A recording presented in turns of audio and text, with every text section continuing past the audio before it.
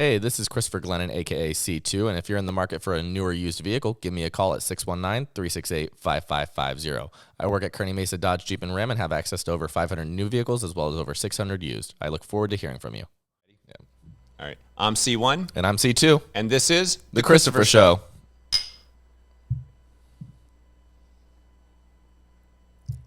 Today we're going to start with a classroom topic that you actually have, a classroom project you have, because we've been doing this podcast for so long. So did your professor ask you to do this, or did you take this as this is how I want to do the project? This is how I want to do the project. I mean, he gave me the idea that, hey, I can do the project this way, because originally, his example was set up a website kind of thing on how you can help people to improve, their life to be more of a kind, caring kind of world kind of thing. And I figured Pause it there for just a moment. What is the actual project assignment, if I can ask that? The project assignment's basically to, create basically like a source. It could have been music that you've made. It could have been any kind of way that you wanted the project to be done, but it had to have some kind of physical bearing on it, something that you can actually go to, look at, listen to, watch, whatever it is that you decide. I had some classmates do posters. I had other classmates do websites kind of thing. But it's basically just to help provide other people with ways to improve their life on, in the sense of being more of a kind of human being. So how can someone be more kind? How can they influence the people around them then? Is it looking at how, for instance, say I'm a student, am I looking at just how I can influence the people around me, or am I looking at being able to influence something bigger, which is strangers?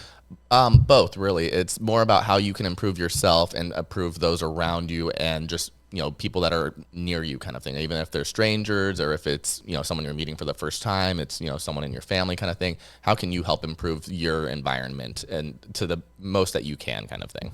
So with that being said, what did you choose? What did you decide you want to do today? What do you want to accomplish today with this? So I know that a lot of people, they don't necessarily have the best relationships with their parents. I've known people that, get into yelling arguments with their parents all the time. They, leave their house for, 4 days before they decide to finally go back kind of thing. So more so what I'm wanting to be able to discuss today is how our relationship is, in the sense that we openly communicate. It's never yelling matches between us kind of thing. It's more so, open discussion kind of thing. So are you looking to use this to maybe show other people, hey, check out this episode. This tells you how to better communicate within your family, how to make positive communication. Exactly. Positive communication, how to improve your home life. This way it's not a hostile environment at home. It's not always, you just going to your room and listening to your music, hanging out with your friends, not, talking with your parents kind of thing. Because, that creates a little bit of animosity when you're not having open communication. So it's a healthy communication thing between parents and their children. That's what you're looking at, and you're trying to show by example what you've done and how others should possibly aspire to do. Exactly. Whether it's a parent or a child, because that relationship's two-way. It's not just the child. It's not just how the parent treats the child. It's how the child treats the parent. That is a two-way street. And I can treat you well all I want, but if you don't treat me well, then it doesn't matter. I heard a story last night, and I haven't even heard all the details yet, but this man's about 40-something years old, and he beat his mom the night before. And I'm like, bro, what took him to that moment that he decided to physically assault his mom? And we're going to get into that on an episode about domestic violence. But when I look at that, again, that's a two-way street. So the parent could have been good to him his whole life. I know another example. The parent has gone above and beyond and done great things for their child, and their child is now rebelling and stating things that absolutely are not true. Yeah. So, and trying to make the parent look bad. And since I know the person, I know what the real situation is. The parent's always been a great parent. So I'm not going to speak about names or things like that because I don't want to get it into my circle. But of course, So going back to you want to use our example of our communication. And why do you want to do that? Well, I know you've always gotten the compliment yourself of how you're a great father kind of thing. Some people have told you never to be your child's best friend as well, but you're like, no, it's yes, I can be his best friend, but no, I'm also still the disciplinary kind of thing. So that's a very good statement. I'd forgotten about that, but you're right. Along the way, people that saw me being your best friend, they didn't see the discipline side, because that stuff I do in private. What they saw was all the great times that we're having. And we really have been best friends over the years. If you look at the things we've done, from Comic-Con to basketball to traveling to Europe, all the things that we've done, we do act like best friends. And I try to keep you on that level, but there are also those moments where I become dad. Yeah. So it's a balance. And people had told me, they're like, you're going to pay the consequences. And I have to say this, all of their warnings none of them vetted out. I mean, you and I have a great relationship even now. We had a great relationship when you were younger. We're still best friends even now. Yeah. Going to even, and this really touched my heart this past week, but you know that I got the new Jeep. Yep. And we're standing there. And as a child, I had told you about this time when I was going through the divorce when you were about 3, where you put your hand on my back, and that just warmed my heart so much. I got that same feeling this week because when I got my Jeep, you're like, you know that I've never had a new vehicle. You know that I've always had older vehicles because I'm trying to make sure that we're taken care of and Yep. we're not financially strapped and stuff like that. And so this week when I'm washing dishes, you sit there and you put your hand on my shoulder after I got the Jeep and you're like, Dad, you deserve this. This is something you deserved. I've been trying to look for it.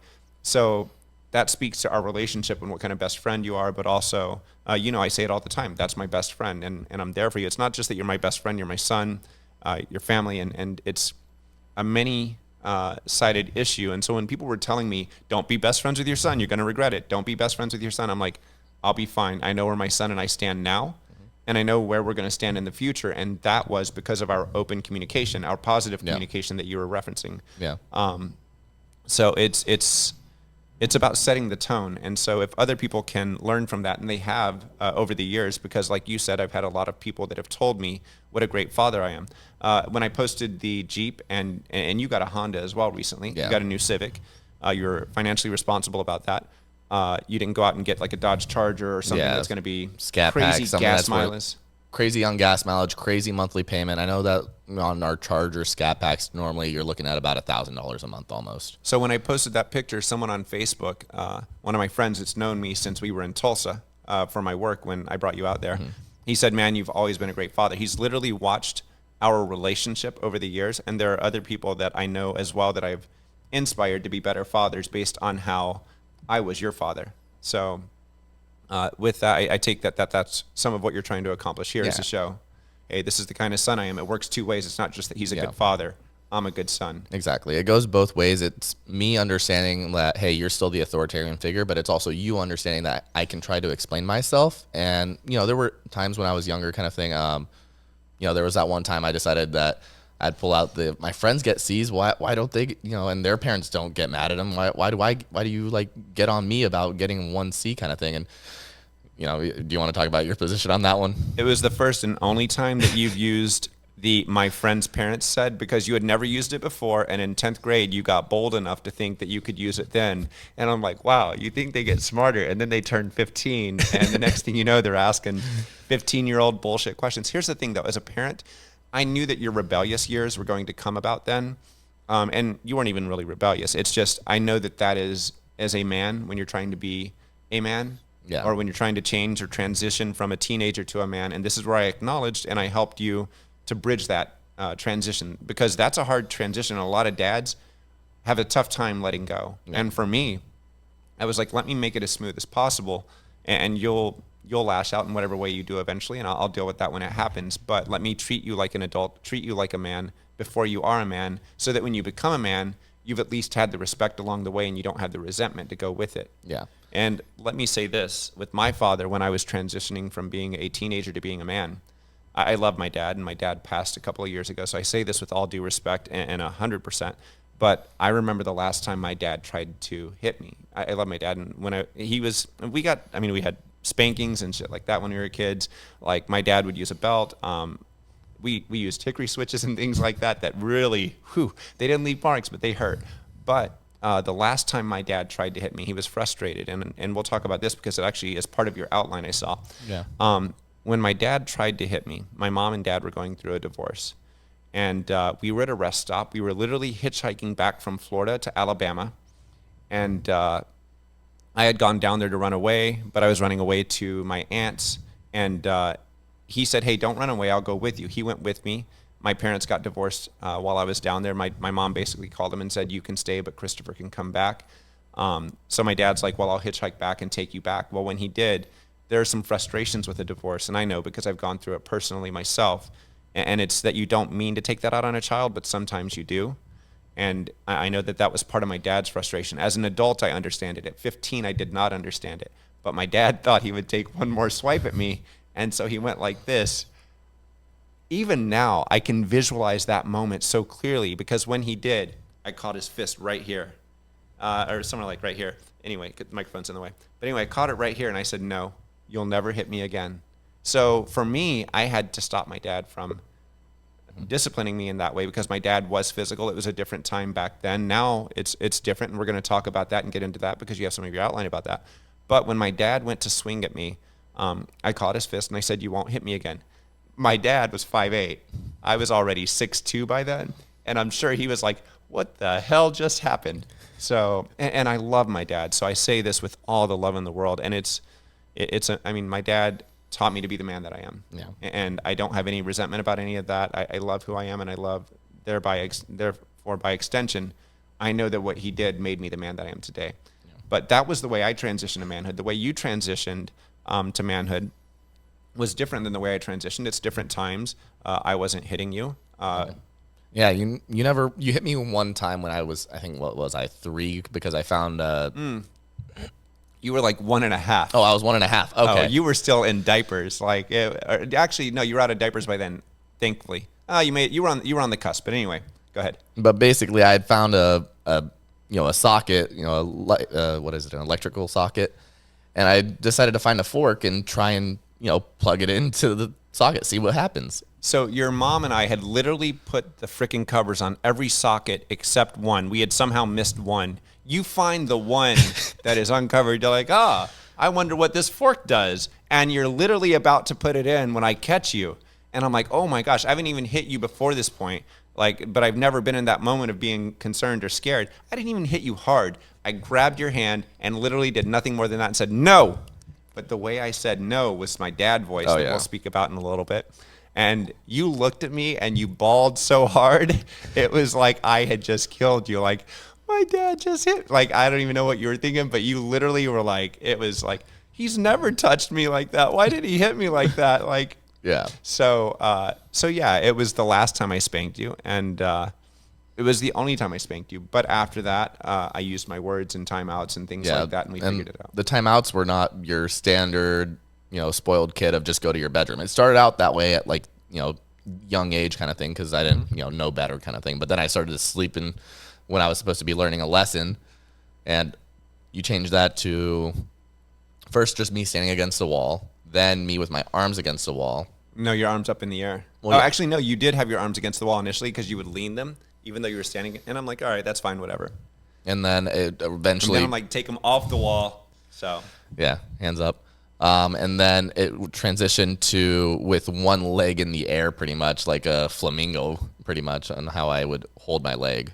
And now let me say this. So I did transition and evolve it over the years. Initially, it was go to your room, but you were falling asleep. And I'm like, well, he's missing the lesson. Even then, though, even when you were falling asleep and missing the lesson, I didn't let you miss the whole lesson.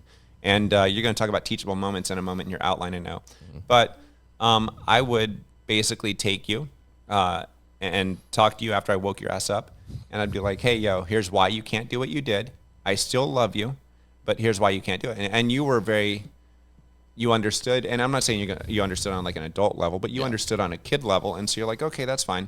And so over the years, I did evolve it because initially you were going to sleep. I'm like, all right, let's stop that. So you stood up.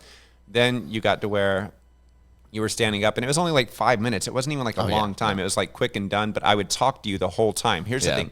I didn't just have you do the timeout.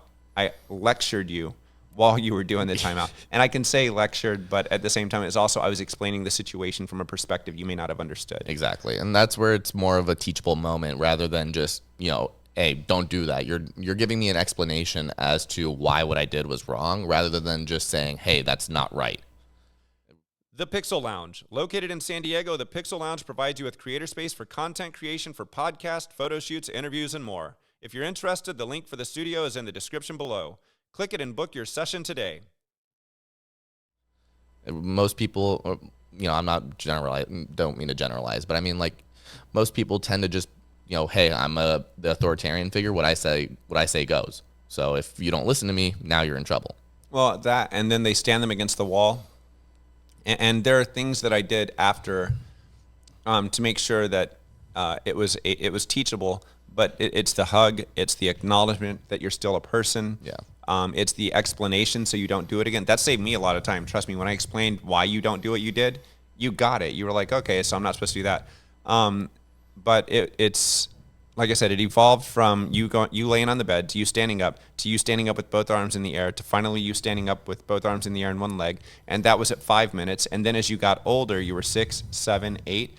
And I'm not going to tell people like how many minutes they should let someone stand, but then I'd make it 6 minutes, then 7 minutes, then 8 minutes, all the way up to I got to about 15 minutes by the time you were 8 or 9. Yeah, and you'd let me switch legs at least too, which made it a little bit more less painful, because if it was just 1 minute on or 15 one leg minutes. for 15 minutes, yeah, that's gonna eventually just start to hurt. Well, I believe in balance, so probably not the kind of balance that you want. But no, part of the reason is because I did know, and so every minute I was very aware. I didn't just tell you. Here's what happens with some people: they punish their kid, and they literally send them away to be punished, and then they dismiss. They're gone. They're absent.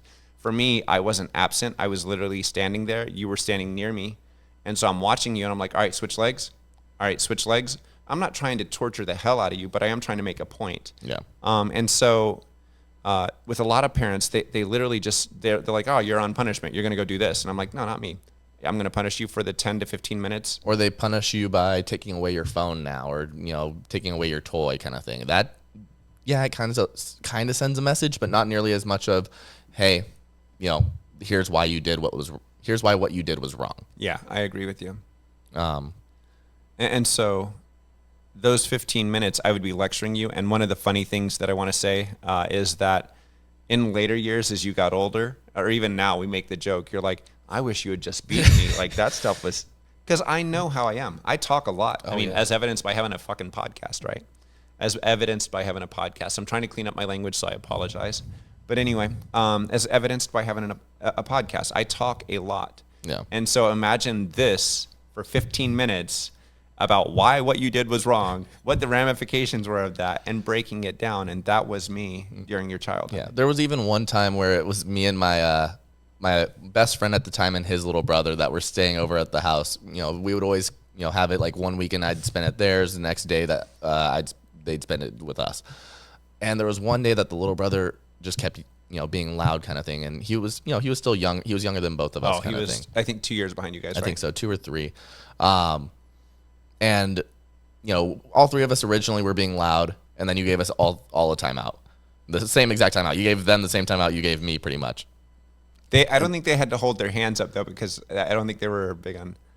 I can't remember. I don't remember that part, but you gave them pretty much the same timeout I had, and then I don't think you were holding your hands up in the air by then either, because it was only 5 or 6. So I think that was just standing against the wall. Oh, okay.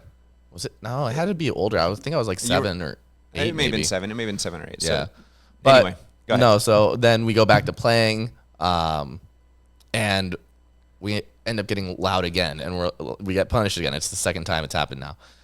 We get the same punishment. Go back to playing. Actually, no. The second time is when I did it. The first Oh, time, I thought it was the the first time I punished all 3 of you. And here's the thing: we can say punished, but it was literally like a quick 5 minutes and done.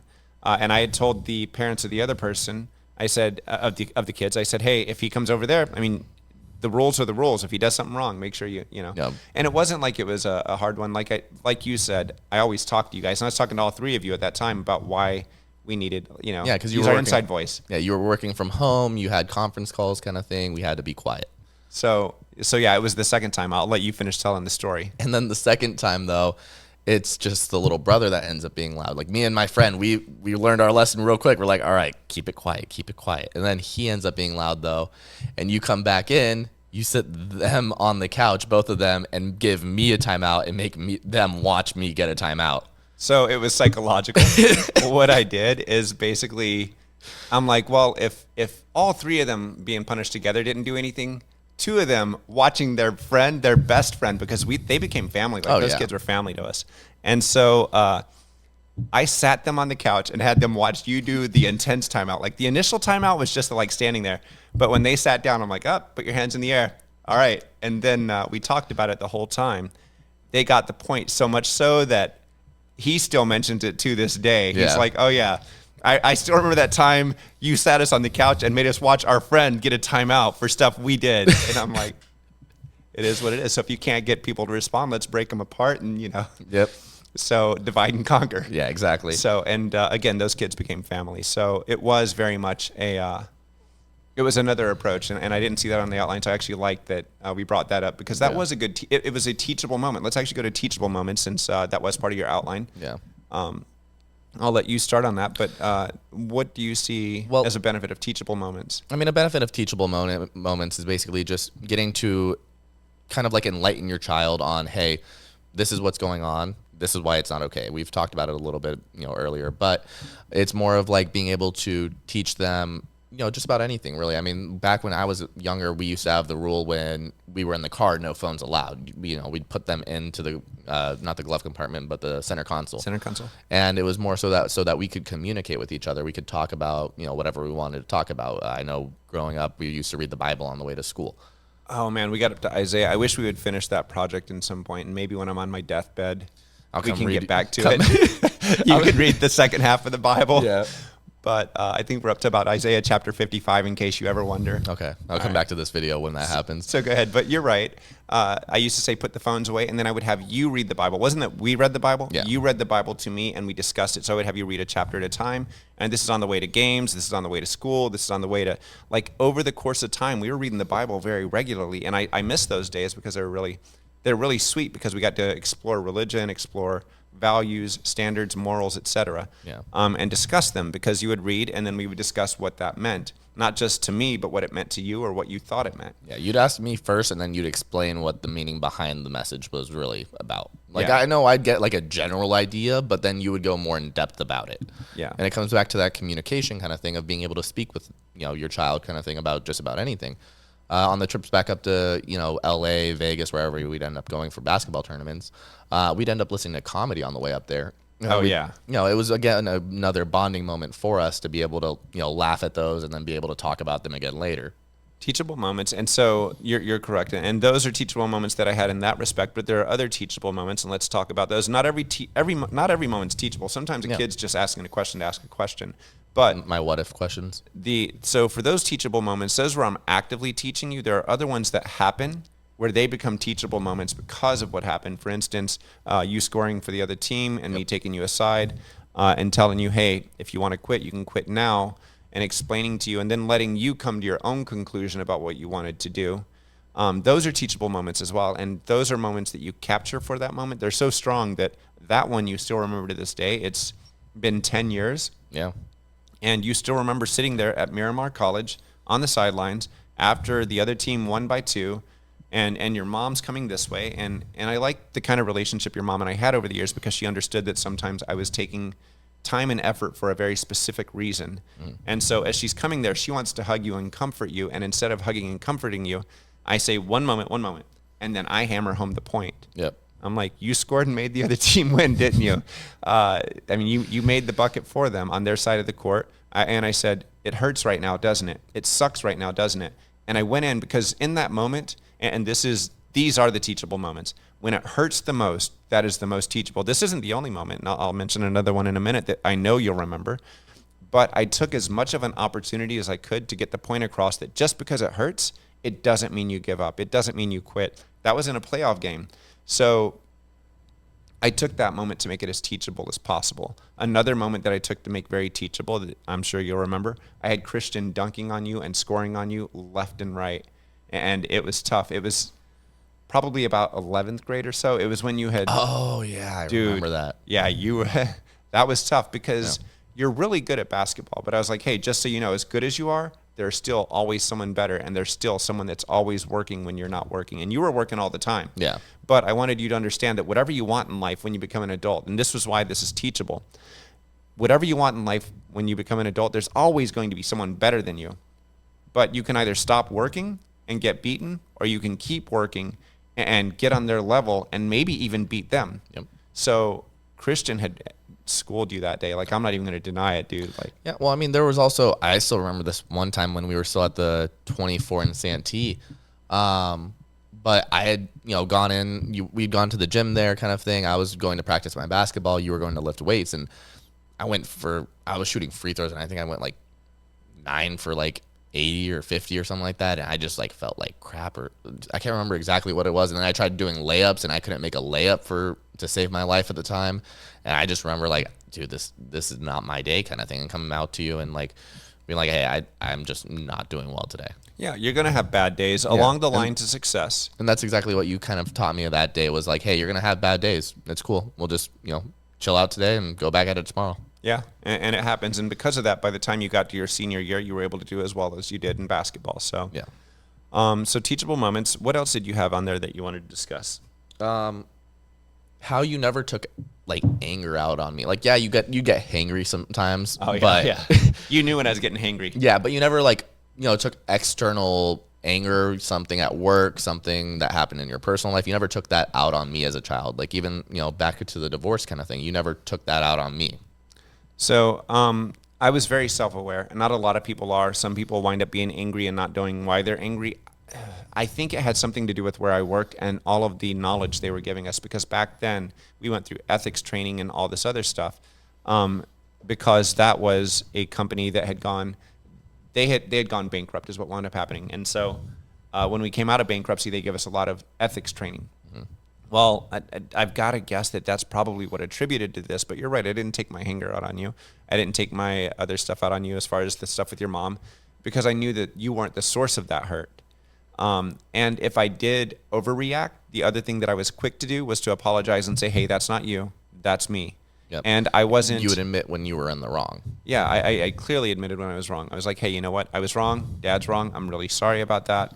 That's not you. That's me. And then I would own those feelings. Yeah, you would own up to it. So I think that set an example for you so that hopefully as an adult you can acknowledge and do the same at some point. And that's what you always want to be, is you want to be better so that your kids are better when they get older. Mm-hmm. So the other thing about that is the 2 simple words, I'm sorry.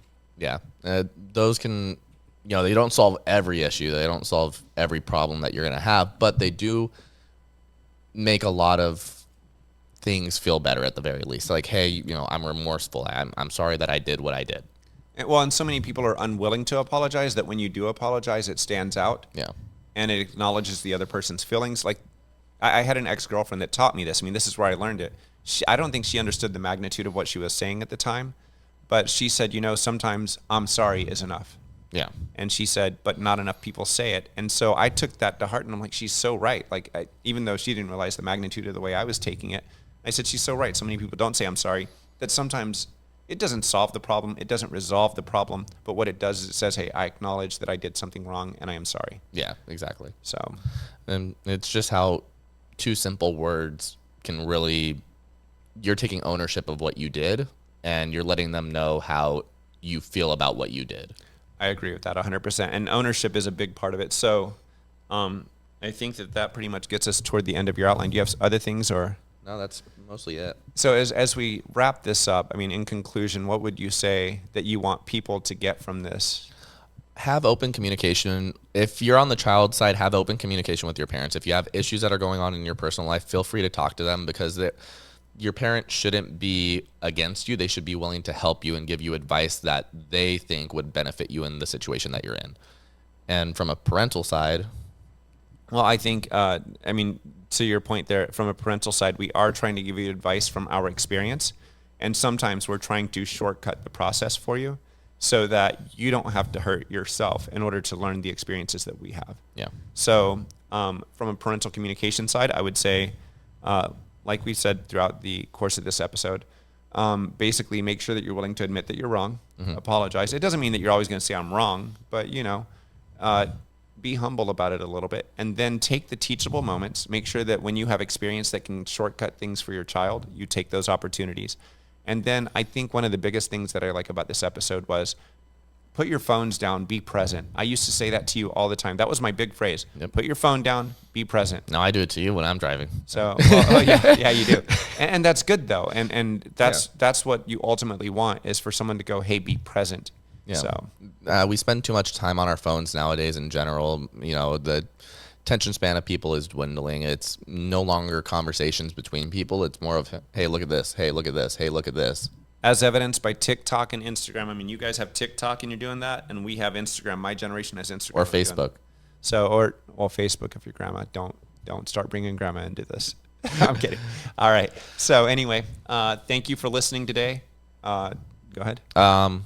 We'll be adding some links down below as well to also emphasize, different courses, or not courses necessarily, Resources. but resources that you can use, different blogs of how other people have done it, and what to do and what not to do it from the parental side, as well as I'll try and find some from the children's side as well, of how to address themselves and how to explain themselves in a respectful manner toward their parents. Thank you for listening today, and thank you to Pixel Studios for giving us the space and the time to do this. This is C2 and C1, and this is the Christopher Show.